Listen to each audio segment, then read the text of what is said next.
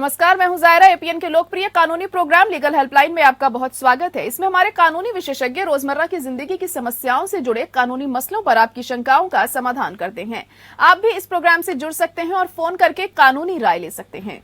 आज हम आपको मानहानि से जुड़ी जानकारी देंगे, साथ ही इस मसले से जुड़ी आपकी समस्याओं का समाधान भी करेंगे। जब भी किसी शख्स के मान सम्मान को आरोप लगाकर या सरेआम उसका अपमान कर ठेस पहुंचाई जाती है, तो ऐसे मामले में मानहानि का मामला बन सकता है। शर्त यह है कि ऐसी घटना सार्वजनिक तौर पर हुई हो। जब भी कोई शख्स ऐसी टिप्पणी करे जिससे किसी के मान सम्मान को ठेस पहुंचे, तो ये टिप्पणी मानहानि के दायरे में आ सकती है। इसके लिए जरूरी है कि टिप्पणी या तो मौखिक हो या फिर लिखित। अगर मौखिक तौर पर किसी के खिलाफ टिप्पणी हुई है तो ये टिप्पणी किसी के सामने होनी चाहिए। लेकिन किसी शख्स के खिलाफ ऐसी टिप्पणी किसी अखबार के जरिए प्रकाशित की जाती है या फिर मीडिया के दूसरे माध्यम से उसे सार्वजनिक किया जाता है, तो इस सूरत में भी वह मानहानि का मामला बन सकता है। तो ये तो थी बुनियादी जानकारी। मानहानि से जुड़ी कानूनी पहलुओं की ज्यादा जानकारी देंगे हमारे आज के कानूनी विशेषज्ञ अधिवक्ता मनिंद्र दुबे जी। मनिंद्र जी आपको मानहानि से जुड़े तमाम कानूनी पहलुओं की जानकारी देंगे। अगर आपका मानहानि से जुड़ा कोई सवाल है तो आप फोन करके राय ले सकते हैं। हमारा फोन नंबर है 012061273937। इसके अलावा आप 012061273938 भी डायल कर सकते हैं।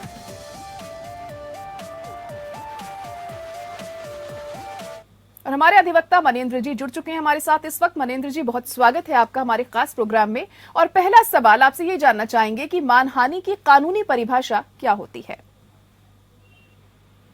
आम भाषा में तो किसी के खिलाफ हम कोई टिप्पणी करते हैं कि उसकी साख को, उसके सम्मान को ठेस पहुंचती है, तो इसको हम भाषा में अपमान करते हैं।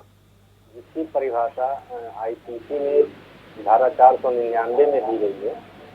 यदि कोई व्यक्ति किसी दूसरे व्यक्ति या संस्था के खिलाफ बोल करके या लिख करके या कोई चीज डायग्राम, कार्टून इस तरह से बना करके या कोई इस तरह का स्केच एक तरह से कर सकते हैं, इस तरह से बना करके जिससे कि उसके अपमान को, उसकी साख को नुकसान हो रहा हो, उसके रेपुटेशन को, जो उसका एक समाज में एक मार्केट में बना रखा है, साख उसकी गिरती है, तो उसको अपमान या डिफेमेशन या मानहानि कर। जी जी, तो मानहानि का केस कब किया जा सकता है?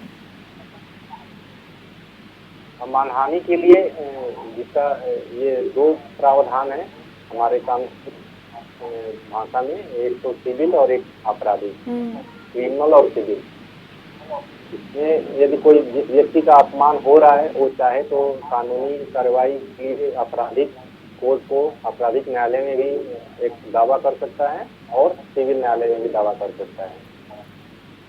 जी जी, तो मानहानि के लिए कानूनी नोटिस की प्रक्रिया क्या होती है? पूरा प्रोसीजर इसका क्या होता है? इसमें मुख्यतः व्यक्ति को परिवाद फाइल करना होता है, जिसे हम कंप्लेंट कहते हैं। इसमें सामान्यतः एफआईआर जो जनरली हमारे खिलाफ यदि कोई कार्रवाई, कोई बात होती है तो हम जनरली पुलिस को अप्रोच करते हैं। मानहानि के मामले में ऐसा नहीं है। इससे हमें खुद को एक कंप्लेंट फाइल करना होता है कोर्ट के सामने और ये बताना होता है कि फला व्यक्ति ने मेरा बोलकर या जिस भी माध्यम से मेरा अपमान किया है, मेरी साख को ये बच्चा लगा है, जिससे मैं अपमानित फील कर रहा हूँ और इसके लिए उसके खिलाफ कार्रवाई की जाए। और यदि हमें उसको सजा दिलवाना होता है तो हम क्रिमिनल कोर्ट या दंडिक न्यायालय के समक्ष जाते हैं और यदि हमें उससे कंपनसेशन लेना है, क्षतिपूर्ति लेनी है, तो हम सिविल न्यायालय के सामने जाते हैं।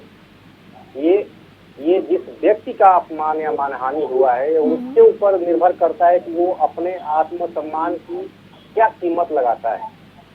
जैसे मेरा यदि किसी ने अपमान किया तो मैं कह सकता हूँ कि मुझे 10 लाख का, मुझे 10 लाख दिलवाया जाए क्षतिपूर्ति। कोई उसी बात को 10 करोड़ कह सकता है। उसका ये उस व्यक्ति का समाज में क्या स्टेटस है, या उसके कई ऐसे भी व्यक्ति होते हैं जिनकी साख को बच्चा लगता है, जिनसे उनके मार्केट में बहुत ज्यादा चीजें डाउन हो जाती है, उनसे सच में उनका बहुत ज्यादा नुकसान होता है। तो उस अपने उस नुकसान के लिए भी वहाँ पे सिविल कोर्ट में सिविल न्यायालय के समक्ष क्षतिपूर्ति के लिए दावा करते हैं। जी जी, तो कई बार हम मनिंद्र जी देखते हैं कि झूठा केस भी इस सिलसिले में करा दिया जाता है अक्सर। तो झूठा केस करने पर हमें क्या कुछ करना चाहिए, ऐसी परिस्थिति अगर हो जाए कोई झूठा केस करा दे तो?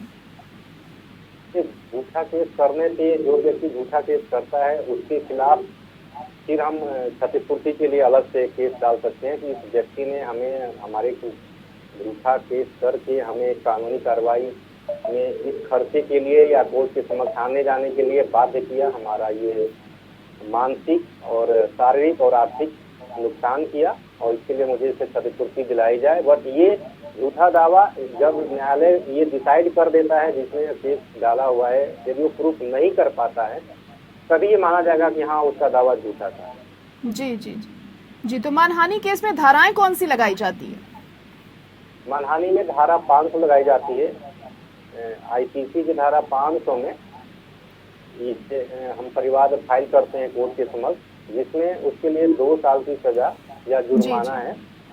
और ये असंज्ञेय अपराध है, जिसे होता है कि हमने कोई अपराध किया और जो ही हम पुलिस में गए, पुलिस ने FIR किया, मुझे अरेस्ट कर लेती है, उसको संज्ञेय अपराध करते हैं। ये बेसिकली असंज्ञेय अपराध की श्रेणी में आता है। न तो हम पुलिस से जा सकते हैं, न पुलिस इसमें FIR करती है। पर जब भी हम परिवाद करते हैं तो उसमें कोर्ट से समन उसको जाता है। ये असंज्ञेय मामला है। जिस व्यक्ति के खिलाफ ये परिवाद फाइल करते हैं वो कोर्ट के समक्ष उपस्थित होता है और ये बेलेबुल, ये माने जमानती अपराध है। इसमें जो ही वो कोर्ट के समक्ष आता है और ये कहता है कि जी हम जाने वाले नहीं है, जो भी हमें कोर्ट में डेट लगाई जाएगी, जो भी हमसे कहा जाएगा, हम इसमें हर डेट पे उपस्थित होंगे, उसको कोर्ट जल्दी जमानत दे देती है। जी जी। तो मानहानि केस जो होता है ये किसके तहत होता है, क्रिमिनल या सिविल केस में से कौन सा केस किया जाता है? तो व्यक्ति के पास दोनों ऑप्शन अवेलेबल हैं। उस व्यक्ति के ऊपर निर्भर करता है कि वो सिविल कोर्ट में जाना चाहता है, क्रिमिनल कोर्ट में जाना चाहता है या दोनों जाना चाहता है। साइमल्टेनियसली वो दोनों रन कर सकता है, इससे कोई रोक नहीं है। जनरली सिविल कोर्ट में जब हम यदि मानहानि का दावा करते हैं तो जितनी की हम डिमांड कर रहे हैं उसके हिसाब से हमें कोर्ट फीस देनी होती है।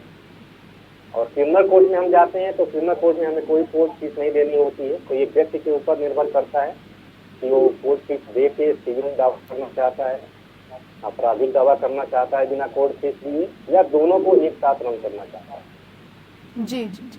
तो कभी कभी हम देखते हैं कि लाखों करोड़ों का मुआवजा भी मांगा जाता है जब केस किया जाता है मानहानि का। तो मानहानि में मुआवजे की मांग किसको हम निर्धारित कैसे कर सकते हैं?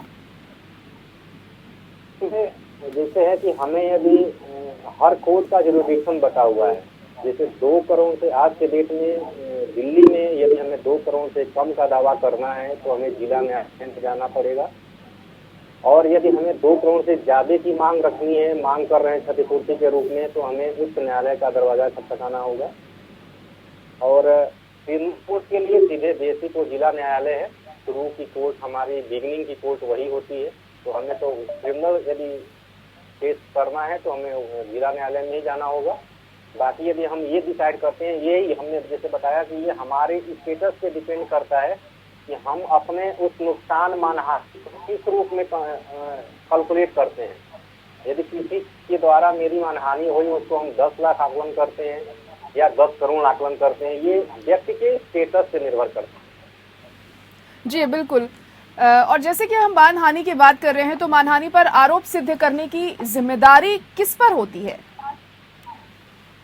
जो दावा करता है। ये इसीलिए इसको संज्ञेय अपराध नहीं माना गया, क्योंकि संज्ञेय अपराध माना गया होता तो फिर पुलिस का एक्शन इसमें शुरू हो जाता, फिर पुलिस की ड्यूटी होती इसमें इन्वेस्टिगेट करना और इसको प्रूव करना। बट इसीलिए इसको असंज्ञेय और जमानती बनाया गया कि जिस व्यक्ति को लगता है कि उसकी मानहानि हुई है उसे स्थापित करना होता है न्यायालय के समक्ष कि फलाने व्यक्ति के कहने से या उससे ऐसा करने से या उसका ऐसा बयान या ऐसा प्रकाशन करने से मेरा ये मानहानि हुआ है। ये पूरी तरह से उसे साबित करना होता है। जी जी।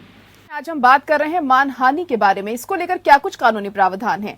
हमारे अधिवक्ता मनिंदर जी भी जुड़े हुए हैं लगातार हमारे साथ। मनिंदर जी, अब अगला सवाल आपसे ये जानना चाहेंगे कि क्रिमिनल डिफेमेशन एक समझौतावादी अपराध का मामला है, इसका मतलब क्या होता है?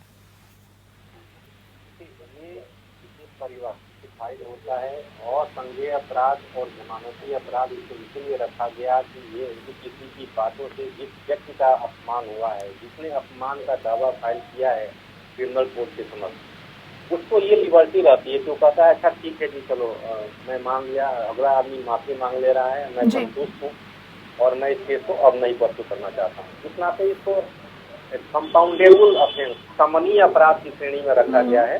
जिस व्यक्ति का अपमान हुआ है वो चाहे तो उसको यदि क्षमा कर दे, या वो चाहे तो कार्रवाई को आगे न चला के रोकना चाहता है तो उसको लिए न्यायालय परमिशन ले सकता है। जी जी जी। तो स्टिंग ऑपरेशन भी इन दिनों हम काफी देखते हैं, तो जो स्टिंग ऑपरेशन होता है, क्या मानहानि का दावा उसको लेकर भी किया जा सकता है? नहीं, स्टिंग ऑपरेशन ये प्रेस मीडिया या प्रिंट मीडिया, इलेक्ट्रॉनिक मीडिया का उसमें इन्वॉल्वमेंट होता है। उनका उसके पीछे मकसद या जो उद्देश्य होता है कि किसी बुराई को समाज के सामने लाना, जी जो कि आम आदमी से या इवन की सरकारी मशीनरी से या इवन की न्यायालय की नजरों से भी छुप के होता है, जिसमें यदि वो रिस्क न लेते तो उस चीज का पता करना उनके लिए मुश्किल था। तो वो स्टिंग ऑपरेशन जो भी होता है उसमें हमेशा वो लोग रिस्क लेके काम कर अपनी जान हथेली पर रखते हैं। उनको यदि वो गलत हो पाए जाते हैं तो उनके भी ऊपर केस करने के चांसेस बढ़ जाते हैं, या वो बहुत सारे ऐसे भी रिस्की स्टिंग ऑपरेशन कई तरह से होते हैं। इस नाते इसको उसके से बाहर रखा गया। आपका जो मकसद जो उद्देश्य था वो जेन्युइन और बोनाफाइडी था, मतलब आपको किसी बुराई को समाज के समक्ष लाना था। जी तो जी इससे यदि कोई व्यक्ति का कोई गलत काम करते हुए पकड़ा गया और उसको स्टिंग ऑपरेशन में बाहर लाता है, भले ही उसकी मानहानि हुई, उसका अपमान हुआ, उसकी गोपनीय चीजें समाज को जानने को मिल गई, फिर भी इसको अपमान की श्रेणी में नहीं रखा गया। मानहानि में यदि किसी का अपमान या मानहानि होती है, बस यदि मानहानि करने वाला वो सही बात ट्रुथ को सामने ला रहा है, जैसे कोई बहुत ही बड़ा आदमी है, चोरी करते हुए पकड़ा गया और उसको यदि कोई कहता है कि हाँ जी ये चोर है, मैंने चोरी करते हुए देखा, और बात यदि सत्य निकलती है तो भले ही उसकी मानहानि हुई हो, इससे उसके व्यक्ति के खिलाफ मानहानि का मुकदमा सिविल या क्रिमिनल में नहीं चलाया जा सकता। इस नाते स्टिंग ऑपरेशन इससे नहीं आता है। स्टिंग ऑपरेशन को इस तरीके से नहीं देखा जाता है। जी बिल्कुल, क्योंकि इंटेंशन मैटर करती है। आप समाज की भलाई के लिए अगर कोई काम कर रहे हैं तो फिर ये मुकदमा नहीं बनता होगा। जी जाहिर तौर पर उसका जो ऑब्जेक्ट है उद्देश्य क्या है स्टिंग ऑपरेशन का, जी जी इसी नाते उसको इसके परिधि से बाहर रखा। मनिंदर जी, ऐसा भी कहा जाता है कि मानहानि का मामला अदालत में साबित करना आसान नहीं होता है, ऐसे क्यों कहते हैं? बिल्कुल, हमारा मानहानि हुआ इसका हमारा अपना पैरामीटर है, हमने कैसे अपने को अपमानित समझा, इस बात को न्यायालय के समक्ष साबित करना, विपक्षी को उस कटघरे में खड़ा करना कि इसका ये इंटेंशन था, इसने जानबूझ के किया और मेरा इससे ये नुकसान हुआ, चाहे वो हमारी ख्याति, हमारी जो प्रसिद्धि थी समाज में गिरी, या इसके चलते हम किसी मार्केट से जुड़े हुए उसमें हमारा ये डाउन हुआ, ये साबित करना बहुत ही कठिन होता है। इसीलिए कहा जाता है कि मानहानि का दावा हमेशा निर्णय होने से पहले ही या तो सुलझ जाता है या लोग उसको वापस ले लेते हैं। बहुत ही कम मामलों में ये मामला डिसाइड होता है कोर्ट के सामने। जी जी, तो इससे जुड़ी हुई 499 और धारा 500 क्या कहती है? देखिए, आईपीसी में जो हमारी भारतीय दंड संहिता है उसमें बेसिकली मानहानि से संबंधित 4 सेक्शन 4 धाराएं हैं, 499, 500, 501 और 502। 499 में मानहानि को परिभाषित किया गया कि किस चीज को मानहानि कहेंगे। उसी में ये भी बताया गया है, उसके 10 अपवाद दिए गए हैं कि यदि आप मानहानि आपके किसी बात से, किसी वक्तव्य से, किसी लिखित सामग्री से या किसी क्रिएटर से किसी का कोई अपमान या हुआ है, बस यदि वो 10 जो अपवाद हैं उसकी परिधि में आता है तो आप मानहानि के दायरे से बाहर हैं, मतलब आपने मानहानि नहीं किया। जैसे सत्य बोलना, या न्यायालय ने किसी बड़े आदमी को जेल की सजा दे दी और आप इसी बात को बता रहे हैं कि जी उसको तो जेल हो गई, तो ये सही बात है, इसमें आप मानहानि से नहीं होंगे। उसी मानहानि यदि आपने किसी केस में मानहानि किया तो उसको सजा क्या दी जाएगी, इसको धारा 500 परिभाषित करती है। उसमें उसको 2 साल तक की सजा, जुर्माना या दोनों हो सकता है। धारा 501 कहती है कि यदि उसी मानहानि से संबंधित किसी सामग्री को कोई मीडिया, कोई चैनल, कोई समाचार पत्र प्रकाशित करता है बिना इस बात की जानकारी किए हुए कि वो सही है या गलत है, तो वो भी उसकी परिधि में आ जाता है। जी जी। तो धारा 502 है वो ये कहती है कि इसी चीज को यदि कोई बेच रहा है, कोई सेल कर रहा है, जैसे कि समाचार पत्र और तमाम चीजें जिसमें ऐसी सामग्री छपी हुई है जिससे किसी का मानहानि हो रहा है और बिना इस बात की तहकीकात किए हुए वो बेचे जा रहे हैं, उसको सर्कुलेट किए जा रहे हैं, तो वो धारा 502 की परिधि में आते हैं। बस इन धारा 500, धारा 501 या धारा 502 में इन तीनों में ही बराबर के दंड की व्यवस्था है, मतलब 2 साल तक की सजा, जुर्माना या दोनों। जी जी मनिंदर जी, अक्सर हम देखते हैं कि जो मानहानि के केसेस होते हैं, जो सेलिब्रिटीज होते हैं, ग्लैमर वर्ड से जुड़े होते हैं, अक्सर मीडिया वालों पर लगाते हैं कि उनके बारे में ये लोग कुछ छाप देते हैं तो वो मानहानि का दावा पेश कर देते हैं। तो ऐसे में किस तरीके से कार्रवाई उन मीडिया इंडस्ट्री पर हो सकती है, क्या कुछ किया जा सकता है उनके खिलाफ?